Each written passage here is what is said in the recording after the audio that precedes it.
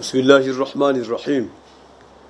الحمد لله الذي فضل شهر رمضان على سائر الشهور، والصلاة والسلام على سيدنا محمد على ممر الدهور، وعلى آله وصحبه إلى يوم البعث والنشور.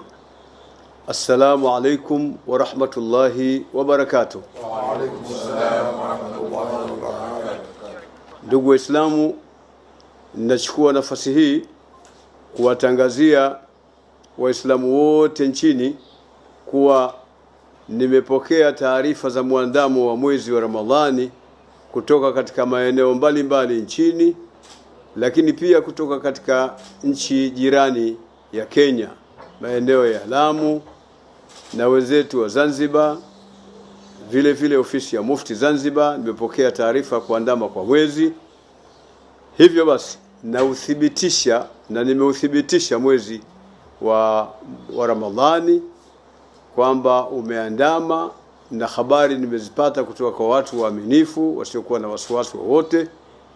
Hivyo basi kesho tarehe 19 insha Allahu Taala, mwezi huu wa pili mwaka 2026 itakuwa ni mwezi mosi Ramadhani, na watakia basi Waislamu wote nchini khairi ya funga ya mwezi wa Ramadhani mtukufu, na Mwenyezi Mungu atujalie taufiki ya kufunga kwa khairi na kwa baraka na kuweza kutimiza yote ndotakiwa kuyafanya katika mwezi wa Ramadhani. Assalamu alaikum wa rahmatullahi wa barakatuh. Wa alaikum assalam.